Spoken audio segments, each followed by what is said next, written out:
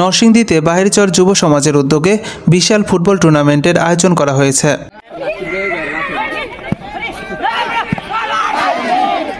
22শে December রবিবার রায়পুরার মির্জানগর ইউনিয়নের বাহিরচর গ্রামে বিকেল 3টায় এই খেলার আয়োজন করা হয়। খেলায় মির্জানগর ইউনিয়ন বিএনপির সভাপতি ফরিদ আহমেদের সভাপতিত্বে প্রধান অতিথি হিসেবে উপস্থিত ছিলেন সারা বাংলার ম্যারাথন চ্যাম্পিয়ন ও নরসিংদী জেলা ছাত্রদলের অন্যতম ছাত্রনেতা সাব্বির ভূঁইয়া। খেলায় সহসভাপতি হিসেবে উপস্থিত ছিলেন মির্জানগর ইউনিয়নের সদস্য ইরান মোল্লা, মির্জানগর ইউনিয়ন বিএনপির ছাত্রনেতা জাহিদ হাসান আপেল, রাজা মিয়া, ফরহাদ মিয়া সহ সকল এলাকাবাসী।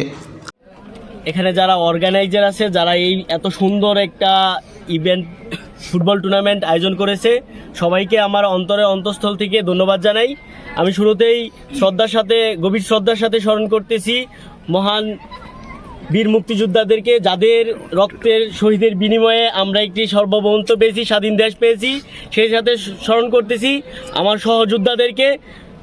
24শে যেই গণ অভ্যুত্থান, যেটা বৈষম্য বিরোধী ছাত্র আন্দোলনের আমার সহযোদ্ধা, আমার প্রিয় বন্ধুদের যেই আত্মত্যাগের বিনিময়ে আমরা দ্বিতীয়বারের মতো যে গণতন্ত্র সুপ্রতিষ্ঠিত হয়েছে, আমি সবাইকে শ্রদ্ধার সাথে স্মরণ করতেছি। আসলে আমি এখানে খেলা দেখতে এসেছি, আমি কথা বলবো না, কিছু কথা না বললেই নয়। এখানে যারা আছে অনেকেই আমি চিনি, অনেকেরই আমার সাথে অনেকেই কথা হয়েছে, আর সবাই আমারই মতন তরুণ।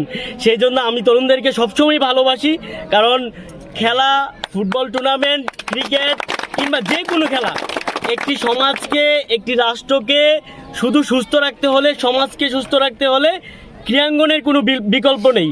যেই ছেলেটা ক্রিকেট খেলবে, যেই ছেলেটা ফুটবল খেলবে, এই ছেলে কখনো মাদকে আসক্ত হবে না। তাই মাদকের বিরুদ্ধে স্লোগান তুলতে হলে সবাইকে ক্রীড়াঙ্গনের সাথে অ্যাক্টিভ থাকতে হবে।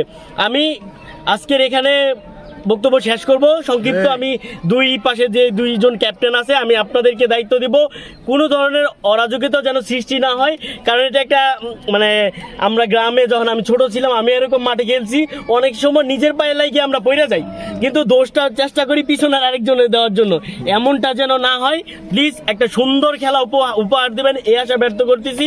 আমি আজকে এখানে যারা আছে, অনেক মুরব্বীরা আছে, অনেক সম্মানিত মানুষ আছে, আমি ছোট একটা মানুষ, আমি আপনাদের মতন তরুণ। তাই আমি আমার কথা বাড়াবো না আর। সবাই ভালো থাকবেন, সুস্থ থাকবেন এবং সর্বদা অন্যায়ের বিরুদ্ধে প্রতিবাদ করবেন। যেখানে অন্যায়, যেখানে অবিচার, সেখানেই প্রতিবাদ করার চেষ্টা করবেন।